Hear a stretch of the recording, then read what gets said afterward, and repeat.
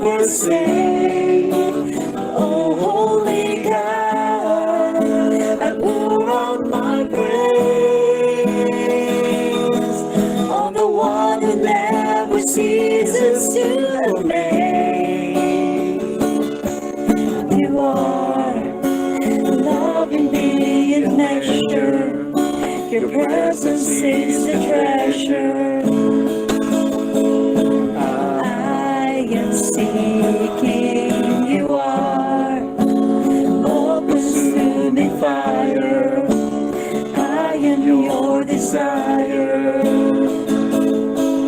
and you are mine. Forever you will stay. Hallelujah. Your kingdom has no end. Oh, holy God, I say amazed. You are so much more than words could ever say. Oh, holy God, I pour out my praise on the one who never ceases to amaze. Oh, holy God, I say amazed. You are so much more than words could ever say. Oh, holy God, I pour out my praise on the one who never ceases to amaze. I'm pouring out my praise on you. I'm pouring out my love on you. I'm pouring out my praise on you. I'm pouring out my love.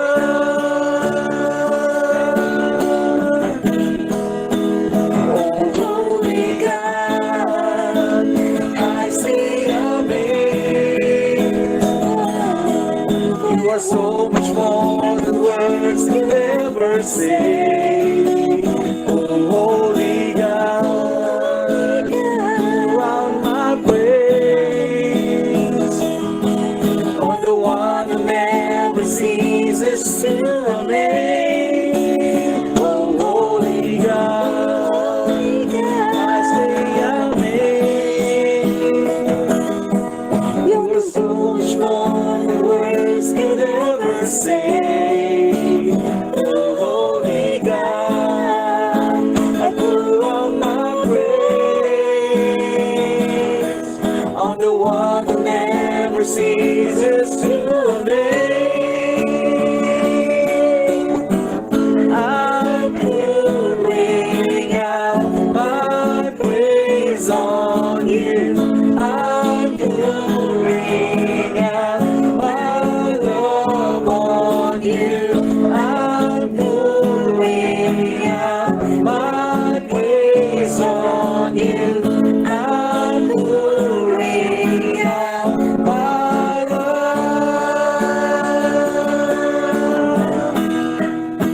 Oh, holy God, I say amazed. You are so much more than words could ever say. Oh, holy God, I pour out my praise on the one who never ceases to amaze.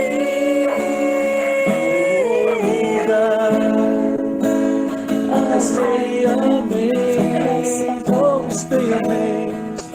You are so much more than words can ever say. Oh, hallelujah. Holy God, pour out my praise. Yes, we pour out. You're the one who never ceases to amaze.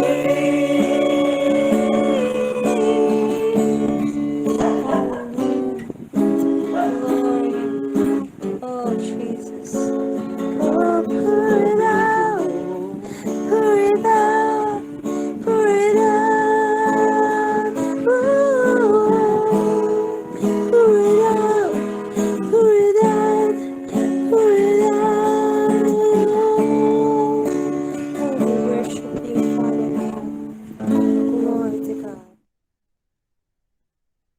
Hallelujah. Good evening po sa lahat, sa mga anak ng Diyos.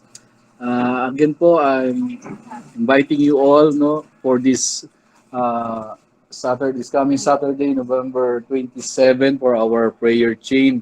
I'm encouraging everyone to participate in this very special day, as we offer our 1 hour of our lives to God, in purely prayer lang po talaga, so, and during nung nakaraang prayer chain is ang dami po talagang lives na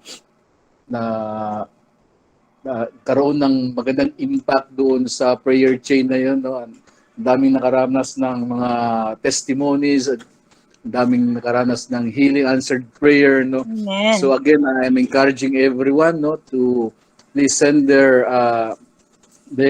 prayer request to Miss Melanie Trinidad, Ma'am Melanie Trinidad, kasi Melanie Trinidad po pala, no? So that she can organize properly all the prayer requests, so that para pagdating po sa time na yan, come Saturday is smooth sailing po yung ating prayer, no? So I just want to share, yung sabi doon sa James 5:16, confess your trespasses to one another and pray for one another. So we will pray for one another, that you may be healed, kasi mostly lahat ng mga prayer requests needs healing, So James 5:16 tells us that we should confess our trespasses to one another and pray for one another, And bakit nga ba tayo kailangan mag-pray if God already knows our needs, Kasi po, without man, God will not, and without God, man cannot, God can only do so according to the power that worketh in us po, in you po, So yun po, huwag po tayong sawang mag-pray, dapat expectant tayo this coming Saturday that God will do miracles, Sabi nga doon sa scripture, signs and wonders will follow them to those who believe in Christ Jesus, So we believe in Christ Jesus, and therefore miracles, signs and wonders will follow us. Hindi po yun imposible, So again, I'm encouraging everyone to participate, to send their prayer requests para po sa kagalingan, sa mga kahilingan natin ng bawat isa, So again, thank you po sa lahat, and God bless and good night. Thank you po. Amen. Hello, Pastor Ellen. Yes, amen po. Hallelujah. So, good evening everyone, and welcome po muli sa ating prayer time ngayong gabi, araw ng Huwebes. At napapansin natin parang napakabilis ng araw, at malapit na ang December. Wow. Na-overcome natin ang whole year with a victorious life, na nakakatuwa. So, yung almost 2 years na po ang pandemic, and praise God, we're still alive. Glory. Hallelujah. And na-overcome natin yung fears, yung mga trials, yung kawalan, yung mga sakit. Praise be to God, kasi nakita natin how God protected us from any harm habang tayo ay nandito sa mundo. So actually, yan ang pag-aaralan natin, kung paano natin dapat ma-overcome ang mundong ito habang tayo ay nandito pa sa lupa. Bagamat alam natin that this is not our eternal destination. Hindi tayo mag-stay dito sa lupa, di ba? So, ang God ay merong nakalaan sa atin na buhay na talagang nakalaan para sa mga talagang tapat at sabi nga, yung faithful servant. Ayan, tayo po ay dapat masampuan ng Panginoon na talagang tapat sa kabila ng maraming pagsubok at hirap na pinagdadaanan. So sa gabing ito po ay makipagbukas kayo sa akin sa Book of 1 John chapter 2 verses 15 hanggang sa 17. Okay po, kung susundan niyo po ako sa 1 John chapter 2 verse 15, ito po ang sinasabi sa NIV version. So, verse 15 ito po, do not love the world or anything in the world. If anyone loves the world, the love of the Father is not in them or is not in him. Verse 16, for everything in the world, the cravings of sinful man, the lust of the eyes, and the boasting of what he has and does comes not from the Father, but from the world. The world and his desires pass away, but the man who does will of God lives forever. Ayan, praise be to God. So, sa gabi ito, ang Diyos po ang mataas at maluwalhati at maparangalan habang tayo po ay nag-aaral sa gabing ito. Ang title po ng ating pag-aaralan ay How the World Damaged Our Situation. Paano ba naapektuhan ng mundong ito ang mga believers sa sitwasyon na ating pinagdadaanan? Alam po natin na meron po akong nabasa na isang patutuo ng isang pastor na nagsasabi, ang mundo daw po natin ngayon ay talagang pataas ng pataas. Kumbaga, nagli-level up. Isa na dyan sa mga gadgets, ayan, paiba-iba yung mga, di ba, sa mga smartphone, ayan, tumataas, nagli-level up. Yung hindi na nabubuhay ang mga tao nang walang mga gadgets, especially ngayong nakaraang 2 taon, halos maraming mga online na mga programa, online church, online, 'di ba? Maraming mga webinar na mga seminars, parang ganon. At maraming tao ang gumamit ng mga laptop, phones, at hindi po magagamit yung mga smartphones kung wala tayong internet connection. Of course, very important, especially sa ating gabi-gabi, kapag hindi maganda yung ating internet connection, naapektuhan, nadidistract tayo, di ba?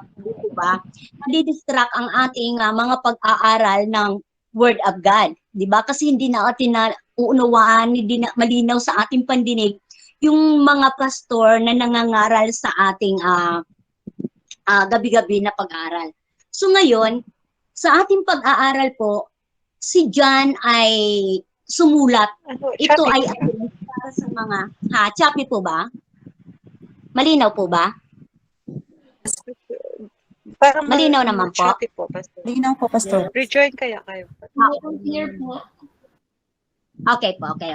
Okay So, lang yan. Assist na pagka hindi okay, paki-ano po ako yung internet connection natin. But in Jesus' name, I do believe that may ginagawa si God sa atin ngayon. Amen.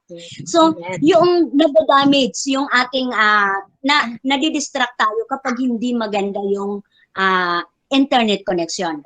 So, yung internet connection, dahil sa pag-level up ng mundo, ayan, worldwide, ayan, lahat ng halos buong mundo ay hindi pwedeng wala ng internet connection o hindi na tayo mabubuhay sa ganong buhay na wala tayong phone, wala tayong gadgets or wala tayong connection, di po ba? Sa gabing ito, mayroong isang nais ko pong i-share sa inyo sa mas madaling pangungusap lamang. Nasabi ng isang pastor, ngayon daw po ang internet ay nakakaapekto at nakakasira sa iba't ibang relasyon. Unang-una po, ang nasisira po nito ay ang pamilya. Why po?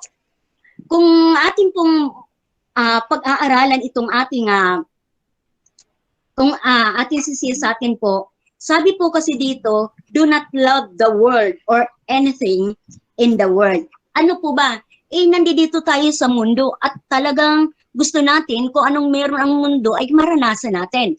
So, pero hindi naman nilikha ng Diyos ang mga bagay na nandito sa mundo na para sa ikakasira talaga natin. Pero kapag mali ang ating paggamit nito ay nakakasira. Katulad po ng itong internet connection ay marami pong dito po sa ating mundong kinagagalawan ngayon, marami daw po ang nasisira na relasyon dahil sa internet. Namasdan niyo po, example po sa aming family, tig-iisa kaming phone. So, kapag tig-iisa kaming phone, nasa kanya-kanya kaming phone, hindi kami nag-uusap-usap paminsan-minsan. Grabe, di ba? Nag-uusap lang kami pagka sa oras ng kainan or minsan kaya si Bill ay nire-relay sa amin, nag-uusap kami, especially si Keisha, ako, si Bill, nag-uusap talaga kami. May time kami, ina-update kami ni Bill sa aming mga gastusin, sa aming mga budget, lahat, transparency, meron kaming transparency within the family, si Bill, si Keisha at ako. Pero, may mga kasama po kami dito sa bahay, mga kapatid ko, pamangkin ko, at meron po akong adopted na mga pamangkin na dito sa amin nakatira. Kapag nasa kanya-kanya ng phone, hindi mo na sila makausap. Hindi mo na sila makuha yung atensyon. And especially, dahil doon, nawawala na ng proper communication. At kapag wala ng proper communication, doon na unti-unting nasisira, nagkakaroon ng gap ang relasyon ng pamilya. So, ganun din po, nakaka-apekto ito sa relasyon ng tatay, sa asawa. Masdan po natin, yung mag-asawa, kanya-kanyang nasa phone, habang nasa sa bed, matutulog na lang, nasa kanya-kanyang phone, walang pag-uusap, hanggang matutulog na lang. Kami po, in-exercise namin ni Bill na every night talagang magsisay I love you, magsisay ng good night within sa pamilya po namin. So it means po, gaano nga po ba nakakaapekto ang sistema ng mundong ito na ating kinagagalawan na nakakasira minsan sa relasyon ng asawa, sa anak, at hindi ano pa po yon.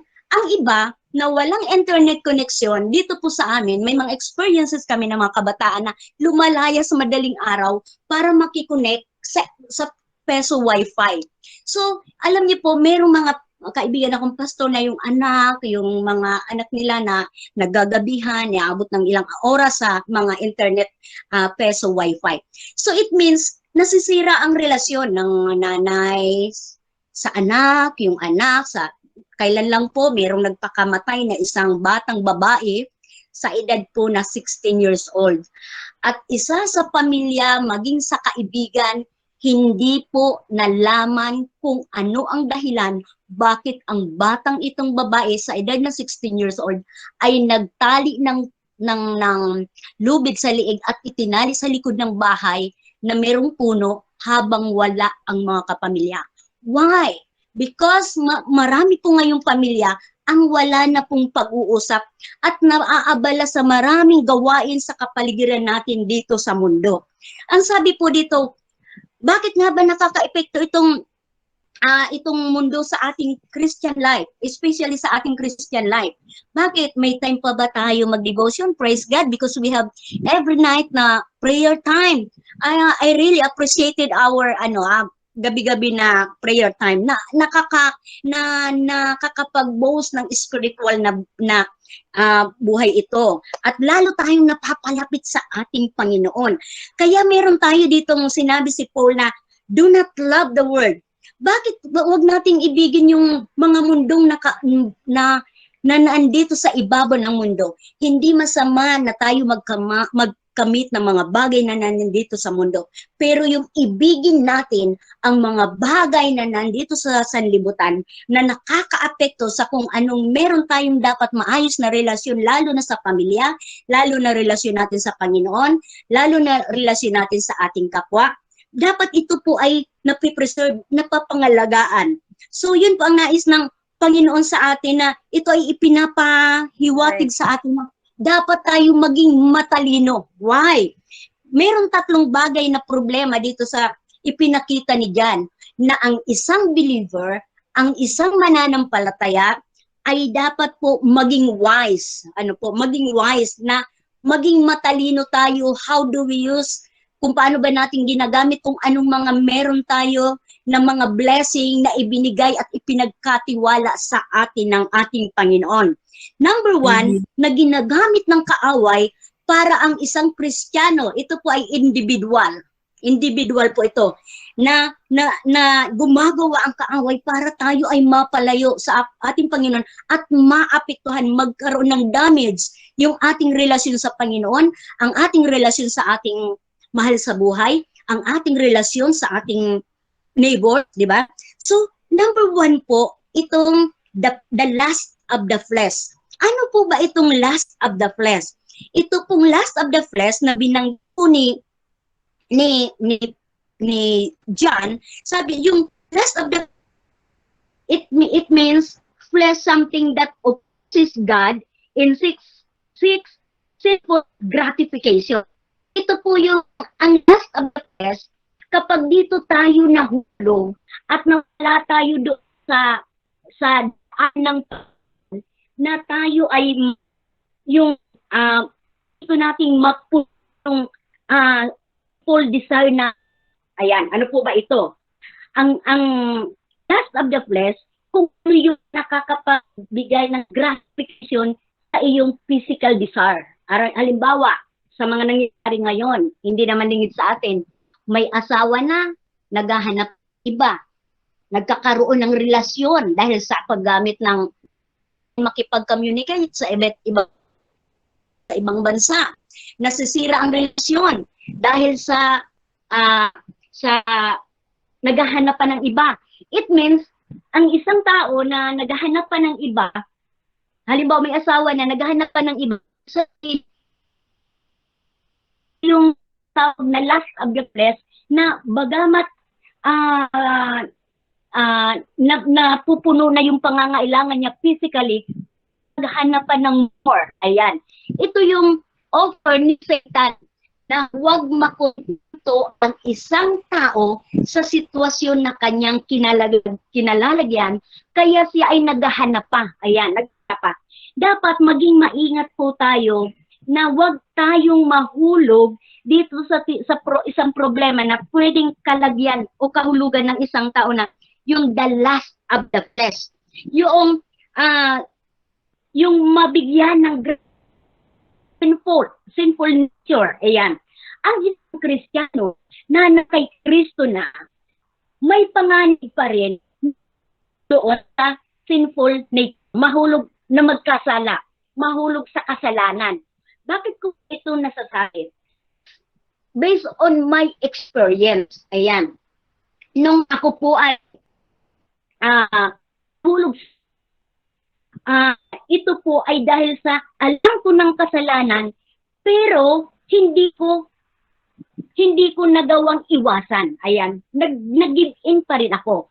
So, ang ibig sabihin, mga anak na, kahit alam nating mali, minsan, pinipilit nating itama yung mali. Katulad po ng nito, isang halimbawa po dito, si Eva. Si Eva po, kung nasa sa Garden of Eden siya, nandoon na ang lahat ng kailangan nila. Nandoon na ang lahat ng provision ng Panginoon.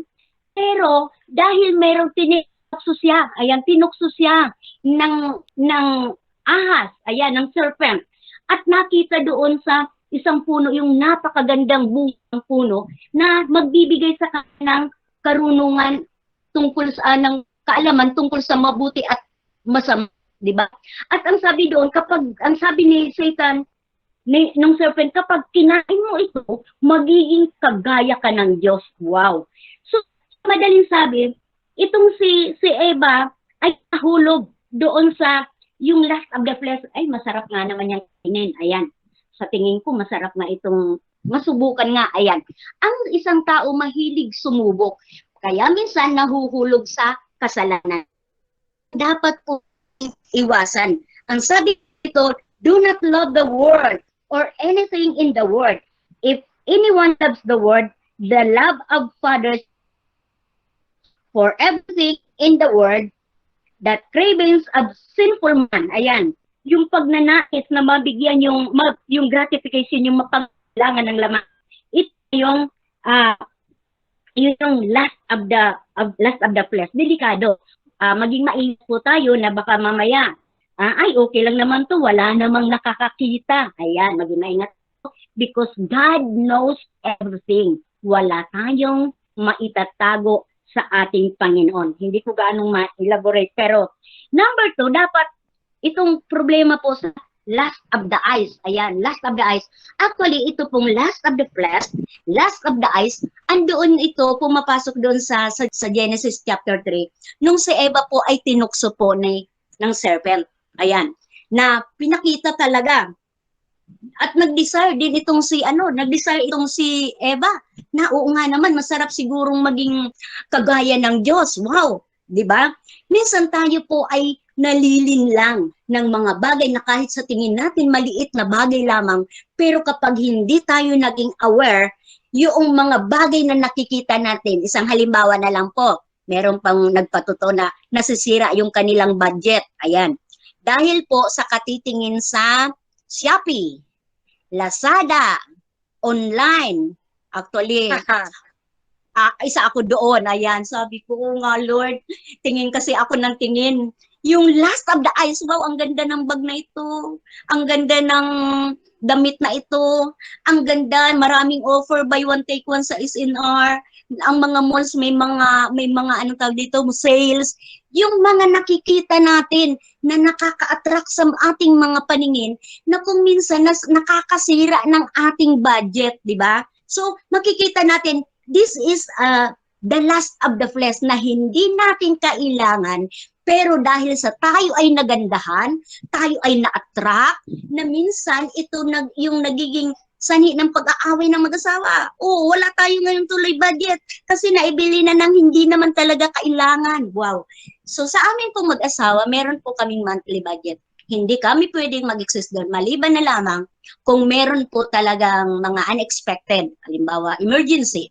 So sa biyaya ng Panginoon, proud talaga ako sa aking asawa kasi ang galing po niyang mag-budget. Pagka merong excess, sa kanya lang sasabihin, Ellen, kung meron ka, okay lang. Nung nakaraan, may nakita akong isang bag. Sabi ko, wow, ang ganda naman ito. Ay, hindi, ganito po pala. Sabi ni Bel, baka gusto mong bumili ng bag. Sabi niya ganon. Kasi yung mga bag ko po, nung chinek ko, nasira na kasi nabasa ng bagyo. Nasira na yung mga bag. Ayun po, sabi ni Bel, baka gusto mong bumili ng bag. Ayoko nang mamahalin. Ako po, mahilig ako sa mumurahin lang. Hindi ako mahilig talaga bili ng mga ganon. So, sa madaling salita, pinipilit ako ni Bill na bumili. Ngayon, tumingin po ako sa Lazada. May nakita ako, mumurahin. Ayun. So, sabi ko, itong worth 1,000, ngayon ay 75% discounted. So, dito na lang ako. Yung sa halip na bibili ako ng 1,000, bibilhin ko na lang yung worth 295 or 299. Wow! So, natutuwa naman doon si husband kasi nga naman, bibili ako ng worth 1,000, meron naman palang mura na kahit hindi naman talaga original, ang mahalaga, meron, di ba? So, hindi tayo dapat after na, si kapitbahay ko, yan, merong magandang LV bag, merong Michael Kors, merong relo, merong bag, merong kotse, the more we desire, dito tayo nahuhulog, natutokso, na kung minsan nakakasira po ng ating budget. Ayan. So, sa mga mami, ayan, huwag tayong mag-iwas tayo sa Shopee, thank you Shopee, sa Lazada, sa mga online, kasi doon nasisira yung ating budget. Kasi natutokso tayo kagaya ni Eva, natukso siya na kumain doon sa bunga ng puno na kapag kinain niya, wow, magiging katulad siya ng Diyos, sabi ni Satan, sabi ng serpent. At nag-desire siya, wow, siguro magandang maging kagaya ng Diyos. Ayan, di ba? So, sa madaling salita, doon tayo na di-distract. naaapektuhan tayo ng mga bagay dito sa mundo na gusto nating maging in sa mundo, matanggap tayo ng mga kaibigan, hindi tayo mawala sa uso. Alam niyo po yun, ito yung gawa ng kaaway na ayaw niya na, oh ayan, si kumari mo may bago, ikaw wala, luma pa rin yung. No, hindi tayo dapat magpapa-apekto doon because the lust of the eyes, ito yung ginagamit ni Satan para ang isang mananampalataya tayo ay mahulog sa bitag na kung saan nagdi-desire pa tayo ng mga bagay dito sa mundo na kung minsan ay hindi naman talaga natin kailangan. Kaya sabi po ni David sa kanyang sinabi doon sa Psalms chapter 19 verse 34, ang sabi ni David nung siya ay natukso, nung siya ay maraming temptation na dumarating sa kanyang buhay, sabi niya, turn my eyes away from worthless things. Yun ang desire ni David. Sabi niya, preserve my life according to your word. Ayan. Natutuwa po ako sa sinabi ni David kasi maraming temptation na dumating kay David. Napapaligiran siya ng maraming tukso sa paningin niya. At ang lust of the eyes po, ito po, lust of the eyes is the sinful desire to possess what we see. Ayan. Gusto natin maraming pera, kumamal ng maraming pera, kaya nagsusugal tayo na ay wow, may easy money. Ayan, meron tayo ngayon mga nababalitaan sa TV na biktima, 'di ba? Ng easy money. Ayan, position, physical things. Ayan, yung kagaya ng sinasabi ko, gusto natin na yung mga mommies, may bag na, gusto pa ng bag. May damit naman na marami naka-stock, gusto pa natin ng maraming bumili ng bagong damit. Meron pa naman tayong mga bagong shoes, gusto natin bumili ng bagong shoes. Pero yung mga tatay, hindi ko alam kung ano ang kanilang kinahihiligan. Di ba? Sa mga daddy dyan. Ewan ko po, nakaka-relate kayo mga daddy. So sa mga young ones naman, sila ay gusto naman ay maging in sa grupo, sa barkada, di ba? Kapag may bago yung kanyang friend na iPhone, gusto niya rin, kaya nagde-desire din siya. Ito yung lust of the eyes is the sinful desire to possess what we see. Gusto natin, kaya ang ibang tao pumapatay, yeah? Di ba? Kailan lang meron ditong minasakar sa aming lugar dahil sa pag-aaway sa lupa at nag-away sila dahil lamang sa right of way because itong sundalo ay gusto niya na kunin at angkinin itong right of way. Gayong kamag-anak naman niya, yung namamayari noong yung dadaan doon. So ang ginawa nitong sundalo, nirat-rat ng baril ang pamilya at 5 po sa pamilya ang namatay at ang kawawang mga bata na pinakabata yata is 6 years old. Yang ganon, namatay dahil walang kamalay-malay. So ganon ang lust of the flesh. Gusto mo makamtan ang mga bagay na nakikita mo. Pero ito ay minsan hindi naman sana masama na makamtan natin ang mga bagay na gusto natin kung ito ay meron tayong control na hindi nakakasira ng ating budget, hindi nakakasira ng ating relationship, hindi ibig sabihin wala tayong pagdi-desire na makahigit sa iba. Alam niyo po 'yon, yung mahigitan ng iba. So yun ang delikado, yung lust of the flesh, lust of the eyes, at ito po ang napaka matinding ginagawa ng kaaway.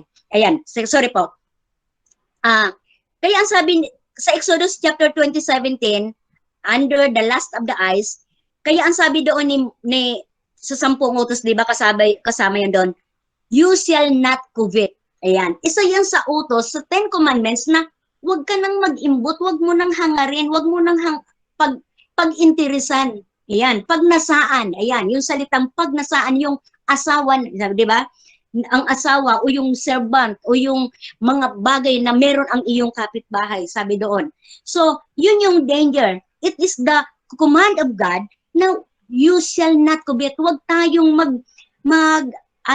nasa ng higit pa doon sa mga bagay na meron tayo na hindi naman talaga natin kaya. Kasi kapag pinilit natin, doon tayo mahuhulog sa bitag ng kaaway. Kaya ang sabi po ni David, dapat ganun din ang maging desire natin sa Psalms 19:37, Turn my eyes away from worthless things. Ayan, mga worthless things, marami talaga dito sa mundo na ino-offer ang mundo na worthless things na hindi naman dapat nating pagbigyan ng atensyon. Preserve my life according to your word. Yung word of God, ito yung makapagbibigay sa atin ng talino, karunungan at kaalaman kung paano tayo paano natin ma-overcome yung mga offer ng mundo. Kahit wala tayo ng mga bagay dito sa mundo, kung meron tayong maayos at matibay na relasyon sa ating Panginoon, hindi na natin nahangarin ang mga bagay na kung anong meron dito sa mundo. Kasi alam naman ni God na kailangan natin yun, ibibigay na lang yan. Amen. Kapag nakita tayo, we are faithful to follow, to obey His will. Kasi kapag nakita ni God yung obedience natin, no partial obedience. Kumbaga gusto ni Lord, talagang, sabi nga, obedience is better than sacrifice. Wow. Ito yung binibless ni Lord. Kahit na hindi, wala tayo ng mga bagay, ako po ay never desire ng mga bagay na meron ako ngayon. Pero ibinigay ni Lord, grabe, sa liit kong ito, sa liit kong ito, hindi ko hinangad na makapag-drive ng car. But praise be to God, bonus na lamang ito sa akin ng Lord. Praise God. It is the bonus. Actually, ang lahat ng bagay dito sa mundo, alam natin na pag-aari ng Diyos. At dahil siya ang ating Ama, kayang ibigay yan ng Diyos sa kanyang anak. At ang gusto ng Ama natin, masatisfied tayo. Pero bago ibigay ni God, ang mga bagay na yan na nandito sa mundo na para sa mga anak niya, ay makita sa atin yung total 100% obedience. Pag-obey. Pagsunod. Because obedience is better than sacrifice. Kahit na nagsasakripisyo ka, wala ka ng pagsunod. Kahit na sinabi mo, ay, nag-leave ako sa work ngayon kasi makikinig ako sa Word of God, ay kung hindi naman po natin na i-apply yung Word of God. Because obedience is better than sacrifice. Amen?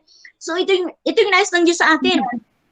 Kaya kung babasahin po ninyo yung Genesis chapter 3 at yung Matthew chapter 4, makikita natin kung gaano tinukso ni Satan si Eva at Adan sa Genesis chapter 3. At pagdating sa Matthew chapter 4, makikita din naman natin yung pagtukso ni Satan kay Jesus after ng 40 days na prayer and fasting. So ngayon, makikita natin na tutuksuhin tayo ng kaaway kung saan tayo mahina, kagaya ni Jesus Christ. Alam ni Satan na, ay gutom ito si Jesus, kaya mapuntahan nga. Anong offer ni Satan? O sige, sabi kung talagang Diyos ka, sabi niya gawin mo nga itong ang batong ito na tinapay. Anong sabi ni God?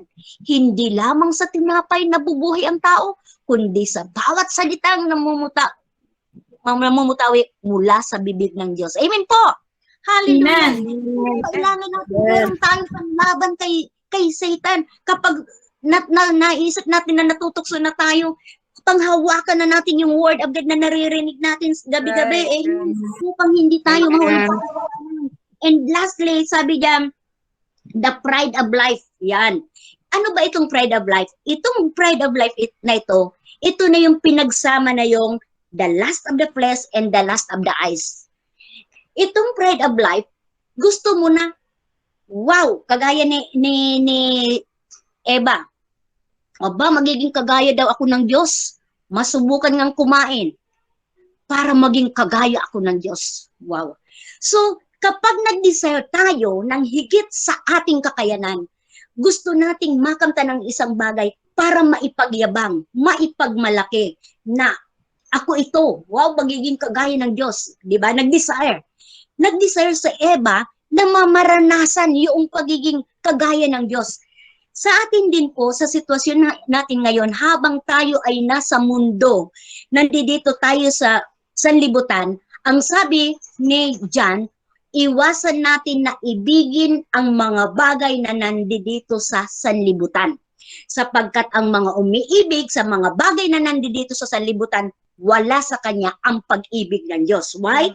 Ang sabi dito, yung pride of life, ito yung gusto ng tao, yung maging makilala, na ako merong ganito, merong ganyan, Di ba? O katulad ngayon, yung mga nalalapit na eleksyon, kanya-kanya na ng pagandahan, pagwapuhan, pagalingan, siraan. Bakit? Kasi gusto nila na sila ay makilala, na sila ang maitayo doon, mailagay doon sa magandang posisyon para makilala.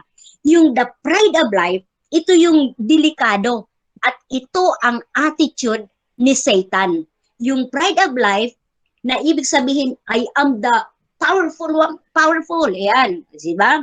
Ako ay powerful, ako ay sikat, ayan. So, kapag nagsimula ng tao na nakamta na ang lahat ng bagay dito sa mundo, doon na magsisimula na siya ay maging proud sa kanyang sarili. Ayan. At ito yung napaka-delikadong espiritu ng isang tao. At I do believe, as a Christian, we don't have it. Amen, in Jesus' name. Because pinalaya na tayo ng ating Panginoon mula doon sa kasalanan na naghahari sa atin. Napalaya na tayo mula doon sa sinful nature. But, ito ay reminders sa ating mga mananampalataya kung paano po binigyan ng kapahiwatagan ni John ang mga believers, na dapat ang mga believers, sabi diyan, ay hindi na dapat namumuhay ayon sa kasalanan. Amen? Walang anak ng Diyos na namumuhay ayon sa kasalanan.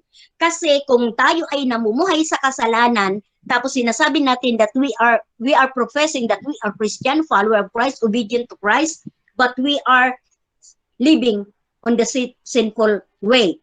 Hindi natin pwedeng lukuhin ang Lord, mga kapatid. Even me, hindi ko kayo kayang lukuhin, mga kapatid, kasi hindi nyo naman talaga ako kilala, hindi naman tayo pa nagkita-kita personally. Pwede ko naman paggalingan, galong pagsasalita ko, makonvince ko kayo. But one thing that I want to please is the God whom we serve. Amen. Hallelujah. Kasi hindi naman natin maikakakula ang lahat ng bagay. Kaya natin magmalaki. Pero kung meron man po tayong dapat ipagmalaki, ang meron tayong Diyos na nagpatawad sa ating mga kasalanan, tayo po ay pinalaya na mula sa lust of the flesh, tayo po ay pinalaya na sa lust of the eyes, and we are free from the bondage of the pride of life because Jesus is with us. Tayo ay pinatawad na, tayo ay pag-aari na ng Diyos. At ang sabi po dito sa ating binasa kanina, ayan, for everything in the world, that cravings of sinful man, the lust of the eyes, and the boasting of what he has and does, comes not from the Father. Ayan, hindi po ito galing sa ating Ama, but from the world. So, the world in its desires pass away, but the man who does the will of God lives forever. Ito po yung magandang pakinggan. Sabi diyan, but the man who does the will of God lives forever. Ikaw po yun, kapatid. Ako din. Ikaw at ako, tayong lahat. Tayo po, kapag tayo po ay namuhay ayon sa kalooban ng Diyos, sabi po diyan, sabi diyan, but the man who does the will of God lives forever. Ito po sinasabing lives forever dito, hindi po tayo mabubuhay habang buhay dito sa mundo. Kasi ang nakikita natin dito sa mundong ibabaw ay mapapara, mawawala. Ito ay lilisan. But tayo po ay nag-aantay ng buhay na walang hanggan doon sa piling ng ating Ama. At ang makakaranas lamang po nito ay yung tumanggap sa Panginoon bilang sariling Panginoon at tagapagligtas. Kinilala si Jesus bilang Panginoon na namatay sa krus ng Kalbaryo, nag-alay ng buhay sa Kanya, at naniniwala at nananampalataya na ang Panginoon ay ang Misaya, ang muling babalik na hari, at sa kanyang muling pagbabalik, sabi po doon, kukunin ang kanyang mga tagasunod. And praise be to God, kung tayo po ay mananatiling tapat na susunod sa kalooban ng Panginoon, tayo po ay hindi maaapektuhan at hindi po madadamage ang ating buhay habang tayo nandito pa sa sanlibutan. Because we know that the sons of God, we as a Christian, we are protected by the hands of God from any harm. Yan ang promise ni Lord, di po Amen. ba? Hallelujah. Hindi tayo pababayaan ng Diyos na masira ng anumang makamundong bagay kapag tayo po ay nagtiwala sa Panginoon. Number one is we need to read the Word of God para tayo lumalim sa pagkakilala sa Right. ating Panginoon. Hallelujah. Lalo nating mag-desire na ma-please natin ang Lord. Kasi ang Word of God, ito ang nagpapatibay sa atin, nagpapatatag, lalo nating nakikilala si Lord. And higit sa lahat, kagaya ng ginagawa natin gabi-gabi, we need to pray. It means to pray is you want to depend on God's. Ito yung pagtitiwala sa Panginoon na wala tayong magagawa kung wala ang Panginoon sa atin. Amen. Amen. Prayer is the way we communicate with our Father. Hindi madadamage ang ating relationship sa Panginoon ng mga bagay na natin dito sa mundo kung mas nanaisin po natin na huwag tayong magpa-apekto sa lust of the flesh, lust of the eyes, and pride of life. Because these things is the way of the enemy para tayo mailayo sa Panginoon. But praise be to God, tayo ay pag-aari ng Diyos at walang makakaagaw sa atin mula sa kamay ng Panginoon. To God be the glory. Amen. And tonight, sa ating pong pagwawakas, meron po ako mga verses na babanggitin na dapat nating gawin ay sa Hebrews chapter 12, 1 and 2. Sabi doon, let us throw off everything that hinders and the sin that so easily entangles us. Yan, kumbaga, sabi doon, fixing our eyes unto Jesus. Sa Hebrews. Amen. Kung sa Hallelujah. Philippians chapter 19 o chapter 3 verses 19 to 20, ayan, basahin niyo po yon na ang our destiny ay hindi dito sa lupa, kaya maraming tao po, sabi diyan, their destiny is destruction. Their God is their stomach. Their mind is set on the earthly things. Ayan, kaya mag-ingat tayo na huwag nakaset ang ating mind sa mga bagay na makamundo. Okay? Amen po. So, Amen. ang sabi po diyan, at basahin niyo rin po ang Matthew chapter 4 verses 1 to 11 na pag-aralan po niyo kung paano ba tinukso si Satan kasi medyo mahaba ito. So, hindi lamang limited lang po yung time natin. But let us consider that the Word of God, this is a reminder for us para po tayo maging aware, maging matalino. And sa ating verse na binasa kanina, sa verse 17, sa 1 John chapter 2 verse 17, the world and its desire pass away. But the man who does the will of God lives forever. Praise God. Yun Hallelujah. po ang nais ng Panginoon sa atin. And kung meron man po sa gabing ito na baguhan na ngayon lamang po naka-attend sa prayer time, pwede po bang magsabi ng amen? Wala naman po. Meron po si Verlin. Tama ba, Verlin? Okay. So, Amen. siguro ay nawa, Verlin, naging malinaw sa iyo, bagamat limited lang yung time natin sa pag-aral sa gabing ito. But I hope sa maiksing paliwanag, meron tayong natutunan. And sa gabing ito, nais kong itanong sa iyo, Verlin, nais mo ba na maranasan ang promise ni Lord na you will live forever sa kingdom Opo. of God? Amen. Yes po, Kung yes ikaw po, ay amen. nais na makapiling ang ating Panginoon kasama ng mga mananampalataya na naglilingkod sa Kanya, kung naging malinaw po sa iyo ang message ngayong gabi, isang bagay po, ang sabi po kasi ng Biblia na ang pananampalataya ay nagsisimula sa pakikinig at paano may makakarinig kung wala namang mangangaral. So, salamat sa Panginoon sa gabing ito. Merong mga nangangaral tayo gabi-gabi at sa pakikinig, doon nagsisimula ang ating pananampalataya sa ating Panginoong Hesus. Sa gabing ito, ang tanong ko sa iyo, nais mo ba natanggapin si Jesus bilang sarili mong Panginoon at tagapagligtas ng iyong buhay? Opo. Yes po. Amen. Kung ikaw ngayon ay handa na sa pagtanggap sa ating Panginoon at kung ikaw ay nananampalataya na kayang kang patawarin at kaya kang mahalin ng ating Ama, sumunod ka sa panalangin ito. Ama naming Diyos, Ama naming Diyos, sa gabing ito, sa gabing ito, nais ko pong maranasan nais ko pong maranasan ang kapatawaran ang kapatawaran sa aking mga kasalanan. ng ating mga kasalanan. Sinusuko ko po sa iyo Susuko ko po sa iyo ang aking buong buhay ang aking buong buhay. at binubuksan ko Binubuksan ko ang aking puso ang aking puso. at tinatanggap kita, Jesus, Tinatanggap kita, Jesus, bilang aking Panginoon bilang aking Panginoon at tagapagligtas at tagapagligtas ng aking kaluluwa. ng aking kaluluwa. Mula sa oras na ito, Mula sa oras na ito, sinusuko ko po suko ko po ang aking buong buhay sa iyo. ang aking buong buhay sa iyo. Marami pong salamat. Marami pong salamat. Hinihiling ko po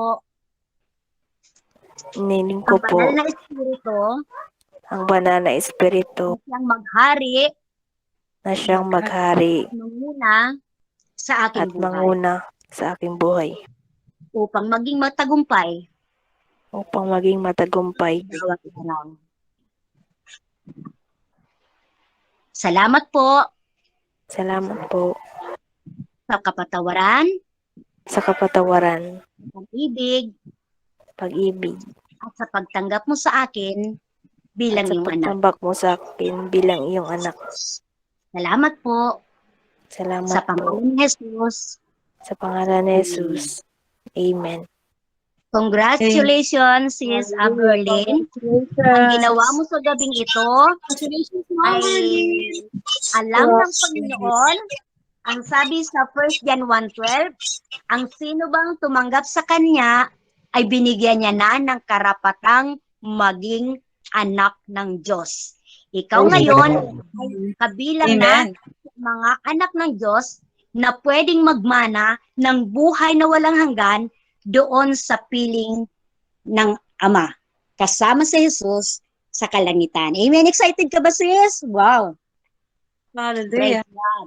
Amen. So, sa gabi ito, maraming salamat sa bawat isa na nakasama sa ating pagtitipon ngayon. At sa mga may prayer request po, kagaya po kung kayo po ay nariyan, kasama namin sa gabing ito si Sis Pat, Sis Johanna, si Sis Connie, si Sis Evangeline, si Sis Peps, si Sis Sin, at si Brother Eric, ayan, at sino pa po, ayan, si Sister Levy, ayan, na meron pong mga pinadalang prayer request. Isa lamang po ang tanong ko bago po tayo dumako sa prayer, nananampalataya po ba tayo na merong magagawa ang Panginoon sa pangalan ni Yes, Jesus? amen. Sa mga prayer request nyo? Amen. Amen. Yes, amen. Hallelujah.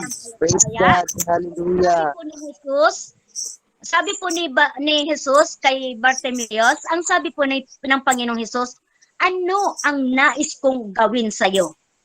Ang sagot ni Bartimeus, nais ko po na ako'y makakita. Wow! Hallelujah. Kung ito pong mga prayer request natin ay ninanais nyo po na mangyari at mangyayari po, natutugunin po ito ng Panginoon kung meron tayong pananampalataya sa ating Amen. Hallelujah. ating Panginoon. Hallelujah. Let us be united. Tayo po ay magkaisa sa gabing ito sa pananalangin at tayo po ay mag-agree na Amen. sabi nga po sa Hallelujah. kanyang mga salita, 2 o 3 na nagkakatipon, sabi nga, nariyan siya. Nariyan ang Panginoon sa kanyang Yes. kalagitan. Sa gabing ito, we are more than 3, kaya kung tayo ay mag-agree with Amen.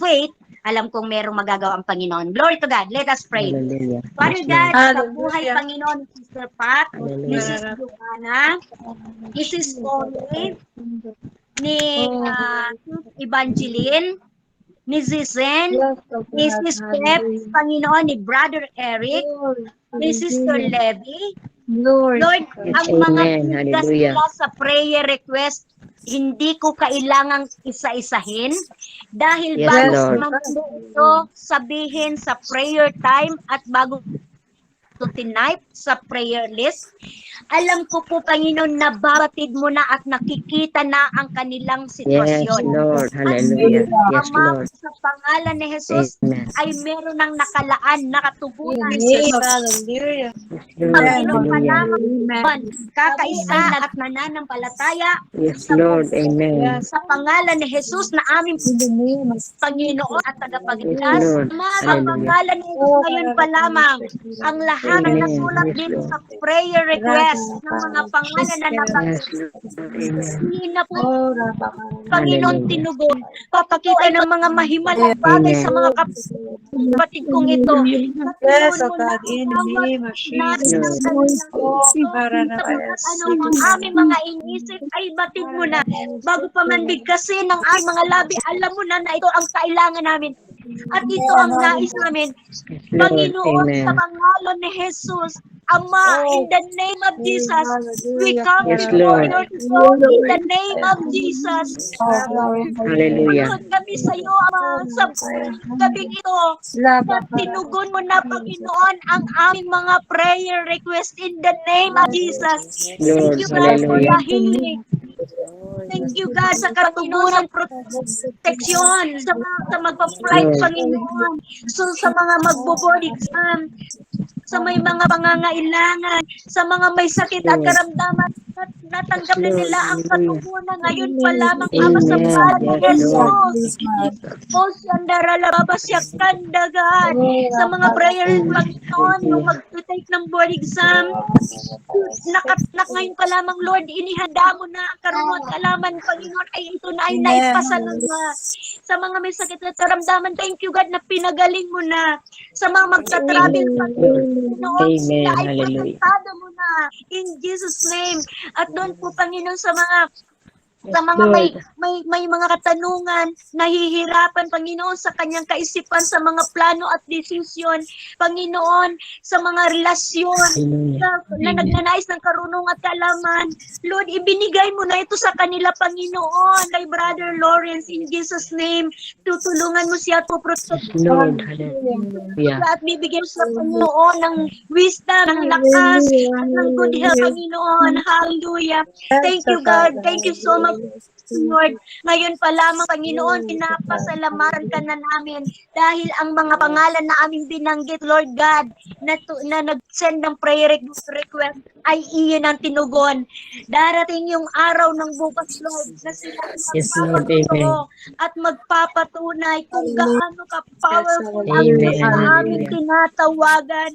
Panginoon, kilala ka na namin noon pa man na hindi mo binibigo ang sino mo pananampalataya na lumalapit sa iyo, Ama. Yes, Lord. Ang Lord, ako mismo magpapatunay kung gaano Hallelujah. tumutugon. Kung kami pong pusong magpapatawag sa iyo, Panginoon, walang imposible dahil yun naman talaga ang nais mo. Yes, Lord. Tayo pagkarutaan ng mga bagay yung nais namin sa tulong mo. Panginoon, salamat. Salamat sa katugunan sa mga kapatid ko na narito. Tinugon mo na sila, Panginoon. Thank you, Jesus. We declare in Jesus' name, we are answered prayer. Amen. Amen. Thank you, Lord, sa bawat isang narito na nag-attend. Salamat sa kanilang time. Lord, alam ko na yung time Yes, na Lord. binibigay namin sa iyo ay hindi mawawalan ng kabuluhan.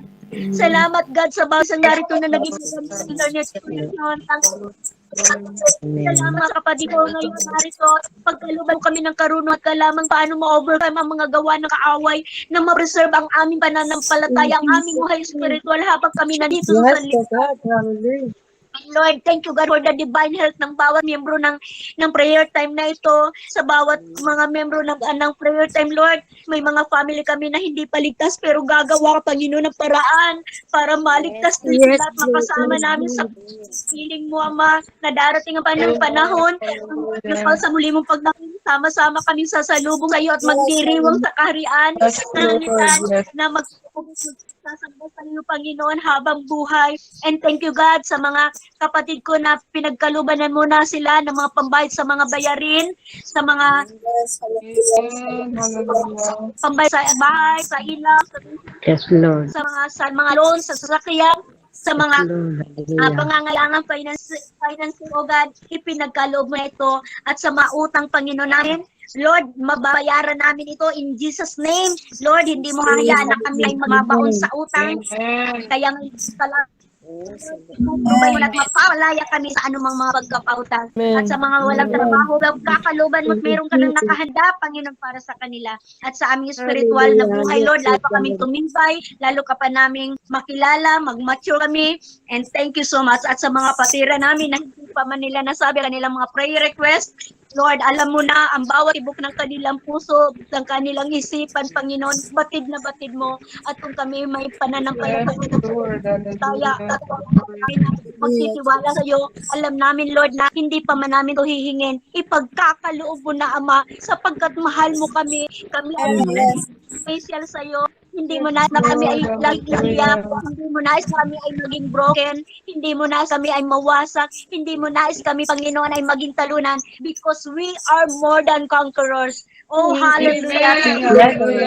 Tagumpay, Panginoon ay mananagumpay sapagkat ang banal sa Espiritu na siyang katulong at sumasama sa bawat araw ay lagi mong lagi namin kasama na ito ay suba sa amin. At salamat po, Ama naming Diyos na makapangyarihan, sa bugtong na anak na si Jesus na nag-alin ng buhay para sa amin at sa amin ngayon ay tunay na nagmamalasakit at nagmamahal. And thank you for the power of the Holy Spirit, Lord, na tunay na nagiging kalakasan namin sa bawat araw.